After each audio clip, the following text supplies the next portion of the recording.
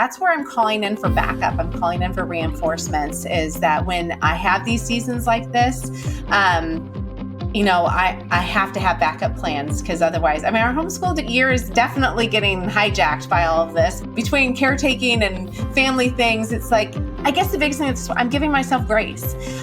We'll make it up. It's not like this is going to last forever. Hey everyone, this is Yvette Hampton. Welcome back to the Schoolhouse Rocked Podcast. I am so glad you are back with me today for part 3 of my interview with Kristi Clover from the Homegrown Generation Family Expo. This was a great interview I had with Kristi. She's talking about sanity savers for homeschool moms, and it's something that every homeschool mom needs to listen to. She just gives some great tips for how to just keep our heads together. Before we get back into it, I want to say thank you to our sponsor, BJU Press Homeschool. Every child has a unique individual learning style. BJU Press has video lessons with engaging teachers to lead your children through each of their academic subjects. Visit their website at bjupresshomeschool.com to see what courses are available for your students. Now enjoy this last part of my interview with Kristi Clover. Take off all of the junk the enemy is trying to throw at you to make you feel like you're a bad mom. You need to step away from that and just call it out an all-out lie. Yeah. Yep. And just remember who you are in Christ. Yeah. And that is what you're called to do. Amen. Amen. So there. Sorry. I'm like, forget the sanity I love it. stuff. And surround yourself with other like-minded people who believe the same thing, who will encourage you in this journey of family discipleship and homeschooling. Yeah. It's so important. Really my goodness. important. It's such good stuff, Kristi. All right. Let's get to the last. What do you have? 1 or 2 more? And then we've got a couple of questions that we can answer. We'll try to get to. I know, I'm looking at some of them over on the side. Okay. So number 6 is meal planning. Honestly, at the end of the day, when you're done with homeschooling and whatever else you have going on, you have to have a game plan for meal planning. This is where I wish my meal planning course was prepared, but it's not. Speaking of like to-dos and all that stuff, I'm like, I've been planning to put out a meal planning course for like 5 years, and it's not there. So it's all good. Because you've been taking care of your family. Right.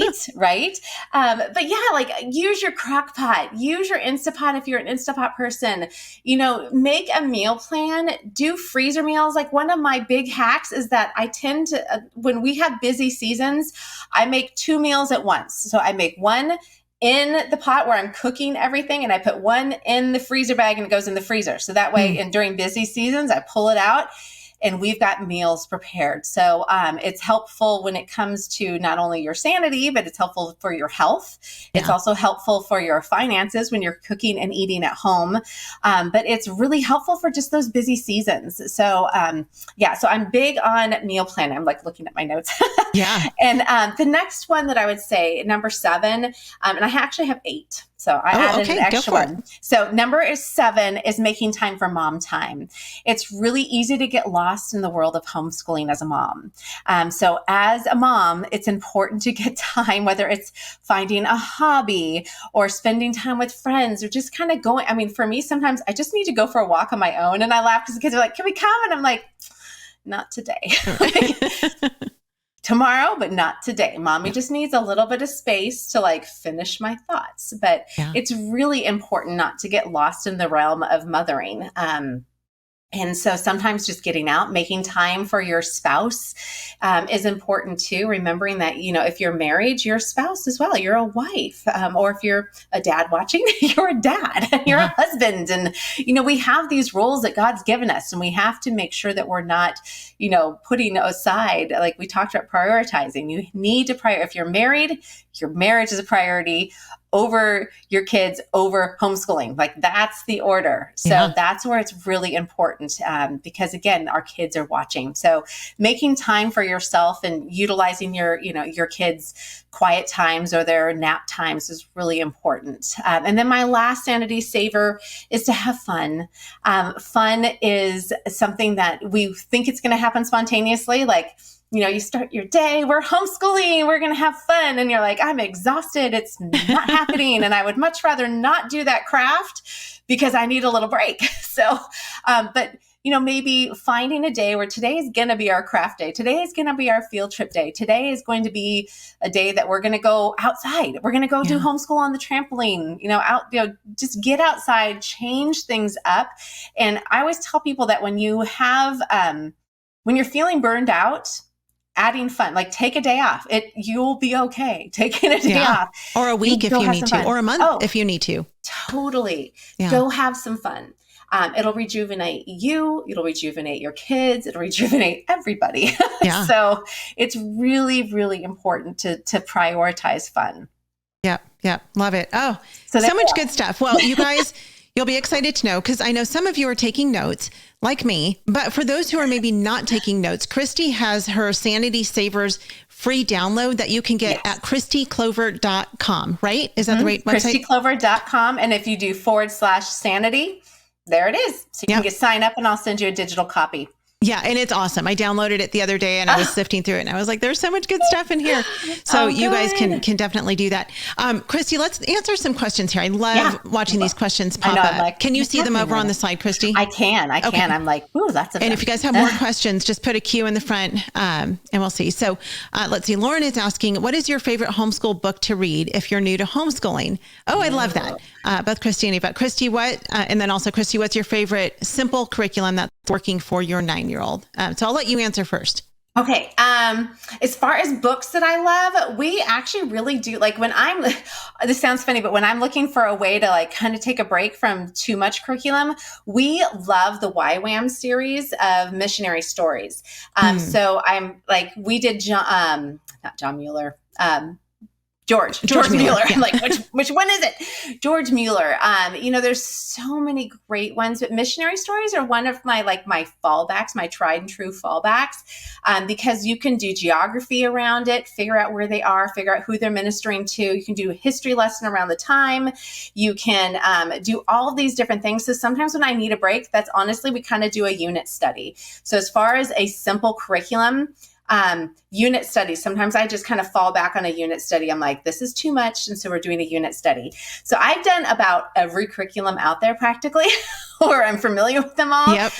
We are a hodgepodge homeschool family. So, like my 14-year-old is doing Sunlight for his history and Bible. My girls are only doing the Sunlight readers right now, whereas we're using Not Grass for history, and we're doing America the Beautiful right now with my girls. So that's for history. That's a fun one. We use master books for science. We've used Apologia in the past. So there's so many great things, and really sometimes it's the timing of it and how much you want to throw yourself in. I think, and we use, like my favorite, IEW. We use IEW for our writing and for grammar. And we love IEW. And honestly, my kids think Andrew Pudois is just the greatest ever. And so we use all the student ones, this structure and style. And I let Andrew teach my kids. So, and he does, and they love him. Yeah. And it's been fun kind of doing things with IEW because my older kids have met him and gotten to know him. Oh, yeah. So it's like, I'll brag and say he lives about 5 minutes from me. He's the reason why we live in Oklahoma. So I know. He's part of this conference. He's going to be speaking, I think, tomorrow. Oh, yeah. I have so many funny conference stories with Andrew because just getting a homeschool speaker at conferences, we have all these funny things. And I remember running into this one mom, and she turned to me not realizing I was speaking, and she's like, just tell my husband, like, if Andrew Pudois is speaking, like, he's the one you want to go listen to. I'm like, look, I am going to be teaching this session, and so is Andrew. Go to Andrew. I'm like, you want to hear whatever he has to say. Oh, my goodness. Yes. He is great. So, okay. So I love that question. My favorite homeschooling books, if you're new to homeschooling. And I'm thinking you're talking also about like how to get started homeschooling. Oh yeah. Okay. So my favorites for those are Dorinda Wilson has 2 books that are really, really good. Her 2 books one's called The Unhurried Homeschooler and the other is The 4-Hour School Day. Both of those they're small, short, easy reads. And those are fantastic to just encourage you and just help you to understand, like, you don't have to do it all. You don't have to do all the things that you think you need to do. And you definitely don't have to homeschool for 7 hours a day. For goodness sakes, don't do that. You'll make yourself crazy. You'll make your kids crazy. Don't do that. Now, that doesn't mean it can't stretch out that long. If you're working with different kids, you do what works best for your family, but your children should not be sitting at a table or a desk for 7 straight hours being schooled. That is nonsense. So don't do that to them. Even public schools don't do that. There's a whole thing behind that, but they don't spend that much time schooling. They're just at school for that long. But a lot of moms bring that idea home and they think, oh, my kids are in public school 7 hours, so they need to be schooling at home for 7 hours. That's not how it works. So anyway, take it easy. But those 2 books are great. Again, it's The Unhurried Homeschooler and The 4-Hour School Day, both by Dorinda Wilson. And then my other favorite book that I really like is this one is called Everything You Need to Know About Homeschooling, a comprehensive, easy to use guide. It's a comprehensive, easy to use guide for the journey from early learning through graduation. And this is almost like a homeschool encyclopedia slash dictionary. And it's by Leanne Garfias. If Garrett can maybe put a link to that one, he might be able to pop that up in the notes. This is an excellent resource because she kind of goes through all the different learning styles, teaching styles, methods, all curriculum. She did it all. It is a great book. Amazing. But Kristi, I know that you also have some books on homeschooling. So tell us what yours are, because you've got some really great books as well. I'm like, oh yeah, that's right. I know you're not going to promote yourself. I'll do it for you. Talk about the books that you've got. Okay. So, Trisha Goyer and I wrote a book called Homeschool Basics, and we really approached that as like, what would we like to do to encourage moms? So like chapter 1 is our newbie gold is what we call it. It has got like your best, like chunked in best advice from 2 homeschool veterans. But it's all about how, like how to get started, how to stay motivated, and how to bring out the best in your kids. And so that's a book. And it was so fun working with Trisha on that book. But that's really our heart. And it's fun because we've gotten to teach on that. So that it's an excellent book. It's so good. It's easy to read and so resourceful. I love that one. Yeah. And I love your mom book too. Oh, thank you. I'm like, where is it? It's like right there. So my other book is for your home. And so that is MOM, Master Organizer of Mayhem. And that is where I really try to share with you all of my crazy systems that I use. I break all of the rules, like Martha Stewart would be like, no, don't do that. That's not the right way to do it. But you know what? Done is for me the right way to get it done. If it's done, it's done. I don't care the process. So I have all kinds of hacks in that book because honestly, part of homeschooling is you're still at home.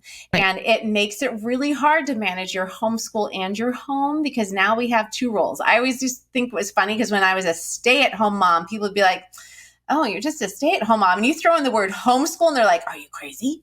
Like, it's like suddenly it's like, ah. So, but doing both is tough. And so that's why I try to share as many of the hacks that I have learned through the years of being a stay-at-home mom, as well as just, some of them work because when I'm online, I'm also a working mom when I do have my online business up and running, which I haven't in a couple of years. But I've had to learn how to juggle things. And so both Homeschool Basics and MOM, Master Organizer of Mayhem, are kind of my like heart to my kids and to other people. So and those you can get off of her website as well. If you go to kristiclover.com, there's links to her books over there too. You have a lot of great stuff. Have you tried CTC Math yet with your child? Here's a testimonial from another happy homeschool mom. Amber said, I'm absolutely thrilled with CTC Math. It's a rare find that I've used with my children for more than 5 years now. I have 6 children using CTC Math, and each child has found it easy to navigate and very applicable. Thank you so much for all that you are doing in providing quality math lessons for my children. If you're looking for a great online math program, visit ctcmath.com. That's ctcmath.com. Are you looking for a homeschool curriculum that goes beyond textbooks and truly engages your children in the joy of learning? Apologia's award-winning curriculum is written by homeschool parents to specifically meet your needs and captivate your students with hands-on activities and experiments that make learning unforgettable. With an easy-to-follow, open-and-go format, Apologia takes the stress out of planning and provides a simple roadmap that can easily be tailored to your family's needs. Explore live classes or self-paced courses designed to accommodate every student's unique learning style. Elevate your child's education, spark their curiosity, and nurture a lifelong love for learning with Apologia. Discover Apologia today at apologia.com. Okay, let's grab the next question. It's from Rebecca, and she says, what extras are worth our time? I prioritize music lessons over sports because I think a home filled with music is a blessing over a temporary sport. You want to address that one? I would say that is completely up to you. Yeah. So yeah, Rebecca, I would pray on that one. Like, what giftings do you see in your kids? Like my husband was a high school and college basketball player. He had a full ride scholarship to Pepperdine. So sports were important to us for a season. But quite frankly, like we kind of played it out. And I remember like the light bulb going off in my husband's head when he's like, none of these kids in this, team that my boys were a part of, and they were all really gifted, but he's just like, they're probably not going to play in college, and they're probably not, so why are we throwing all this time and energy into something? So if your kids are like showing great aptitude and desire and passion, and it's something where you can handle the time, then sports are great. If music is a priority to you and your kids, then that's great. But I would really encourage you to look at the giftings and the skills for your kids. Like, what is it that would be a blessing to them? So it's so individual. Like we love music in our house. All of my kids have taken, some parts of piano. My oldest in my home right now. So that's my middle child, my 14-year-old. He's taught himself guitar and he's helping to lead worship now in his junior high group.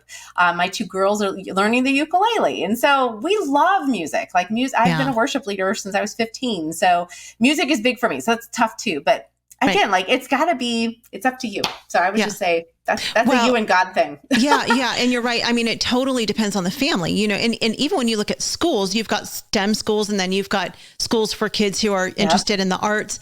Every child and every family is different. We are not a musical family, which is kind of funny because my husband is actually an amazing musician, but partly because we've traveled so much and, we've not been set in one place where we could really take music lessons. And so traveling's been our thing. Like we travel a lot and we love to travel. So that's been kind of our thing. But here's what I would say, whatever doesn't separate your family, if it's an extra that separates your family, I would probably think twice about it. If it's got everybody in the family going different directions, different nights of the week, then I would maybe reconsider what you're doing because you want your family to be together. Now, if you can be together, we know lots of families who they're soccer families. And they do it together. They go to practices together. They travel together. They go to games together. And if that's what brings your family together and is your common bond, then praise God for that. So I would say go for that. And yes, like Kristi said, just pray about it and see, where the Lord guides you with that. So, okay, let's jump into another question. This one's from Trisha. She says, how have you adapted your homeschool structure or systems while you're also caretaking? Ooh, caretaking for my dad, I'm guessing. That's a great question because we've had so many, like when I get a call from his area code, I never know. What is it going to be? Is he back in the hospital? Is he, what is it? Is it a caretaker? Is it all things? Because he doesn't live in town. So sometimes I have to step away from whatever we're doing. And sometimes our homeschool day gets totally thrown off and we're finishing the next day. That's where I'm tag teaming with my husband as well. The hard thing is that I committed to women's ministry this year. So I'm a leader at our women's ministry. So my Wednesday mornings, I had already planned to be gone and have my mother-in-law here to help out with homeschooling. So I would say that that's where I'm calling in for backup. I'm calling in for reinforcements is that when I have these seasons like this, I have to have backup plans because otherwise, our homeschooled year is definitely getting hijacked by all of this. But at the same time, we have 2 family weddings. My son got married in October, and then we have a Texas wedding next week for my nephew. So between caretaking and family things, it's and that's, I guess the biggest thing is I'm giving myself grace. We'll make it up. It's not like this is going to last forever. And honestly, I try to remind myself in this season, if you're in a season of caregiving, my kids are watching and they see that I am showing love in a very, actionable way. So it's tough, but they have gotten to see the highs and the lows of it. And they are, learning empathy. They're learning how to encourage. They're learning how to love differently. So, cause not everyone's caretaking for, people I've had seasons where I've had to help with, health crises with my mom, who I'm very close to. And, this is a season where I'm caretaking for, my dad, who I have never really been very close to. So, they they're getting to see like what that looks like and how we can put aside past hurts. And let me tell you, like, that's what I have to remind myself of, is that ultimately, like, this is what homeschooling is. Like, my kids seeing life. And so, but as far as homeschooling, I'm calling in backup. My mother-in-law has helped, my husband has helped, and we do things at night. So we rotate things around, and we'll take stuff with us if we're traveling. So yeah. It's one of the beauties of homeschooling. Oh yeah. All right. We are just about out of time. I know. I'm like, sorry, but no, that's okay. I want to try to get to, I think we have 2 more questions. So we'll try to answer these quickly. Samantha asked, if your child is struggling through a lesson, when do you switch over to a plan B? How do you balance maintaining a love of learning and being able to do hard or sometimes boring things? Ooh, that's a good question. That's a really good question. That one you can take in every single direction. I would say number one, when I'm evaluating whether or not to ditch a curriculum, I'm number one figuring out, like, is it that they're stuck on what it is? So like math is an example. Sometimes my kids are just really like, they're stuck. There's tears. There's, frustration over we're not getting this concept. And I'm like, maybe we need to take a step back and drill math facts, because it's not a curriculum thing. It's that they don't know their math facts well enough. So a lot of times with curriculum, I'm trying to see, like, is it actually the curriculum or is it something else? Like, and so that's where I always encourage people, take a break and move backwards a little bit, or just pause and really master what it is that you're needing to understand. And then it's easier. So if it's something where like, you're just trying to push them forward, because it's like, darn it, you're supposed to be on lesson 3, or like lesson 12 week, like that doesn't help.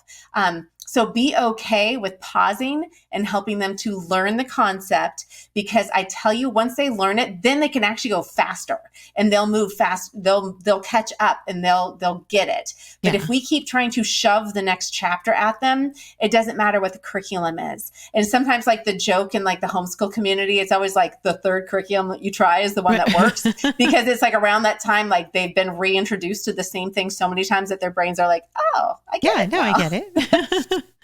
Love it. Okay. Lori asked, what age did you start homeschooling your little ones? I would say an answer to that, because here's the thing, Lori, homeschooling is life. It's a lifestyle. It's what you do day to day. It's not just the curriculum. It's teaching your kids everything. It's pointing them to Jesus and everything. It's teaching them how to tie their shoes and how to brush their teeth and how to add 2 + 2. I mean, it's all kind of encompassed. And so you're teaching them from the day they're born.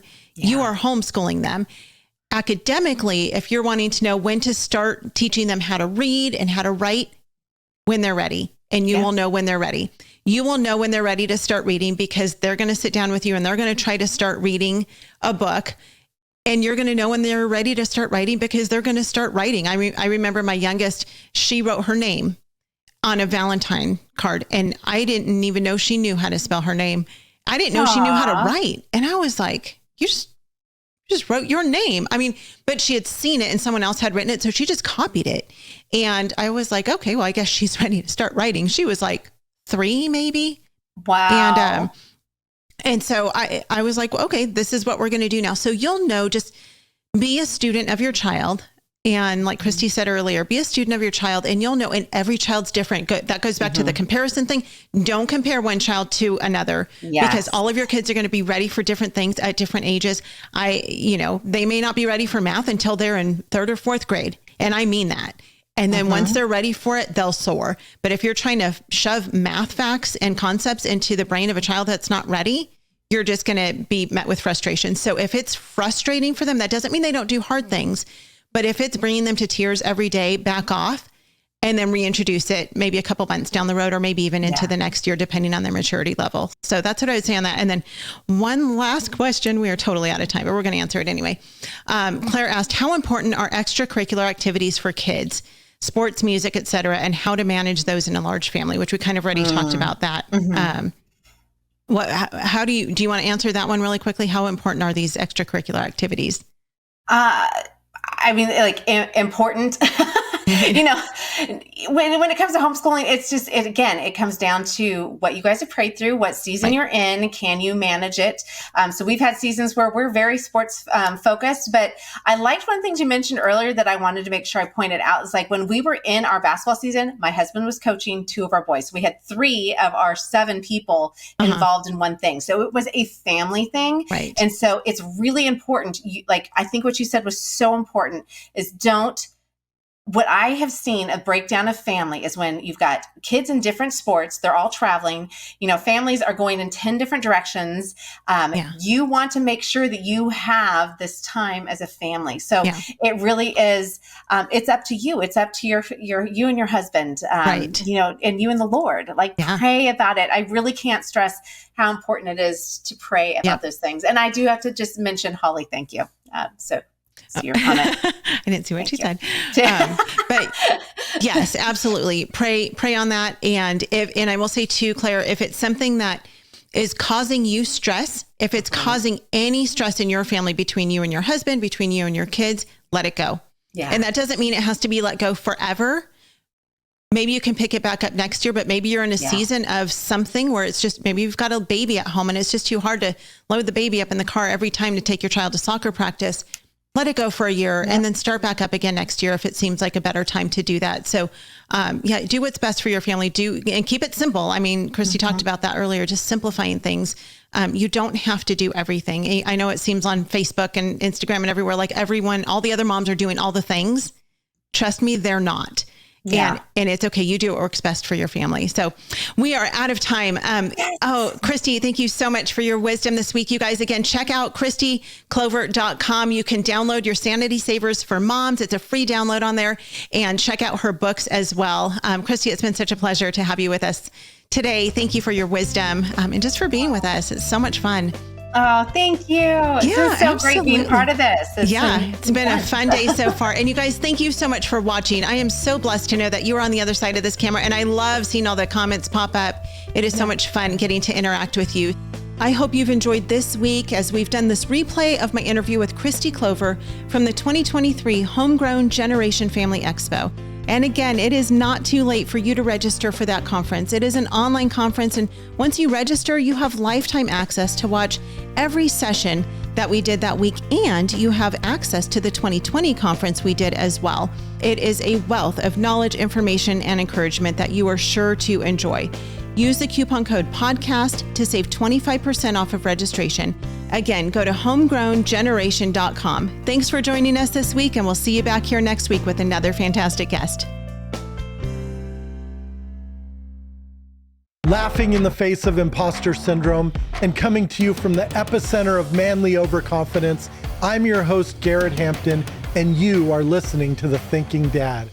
Even if we're able to push the evildoers and the totalitarians back for another generation, maybe if we work really hard, maybe even 2 generations, if they've got the young people, it's over. I often think about Daniel's parents, who you don't hear anything about. But they must have laid down the foundation for Daniel to be able to go into Babylon and not fall. We're in that very beginning part of the cycle for tough times. We've been fat and happy. We've been enjoying we're lazy because we enjoy so much freedom. We got all these blessings, and why would you go do the hard work? And so for a long time now, decades, we haven't had to do the hard work. We've been living on the fumes of previous generations paying the price. And we got to raise the bar and say, I'm willing to give more of my life, that's my time, more of my money, of course, that's our fortune, and more of my sacred honor, which is my reputation. I'm willing to put it all on the line. Every single one of us has to be willing to do that. Join us for the first season of The Thinking Dad at thinkingdad.net.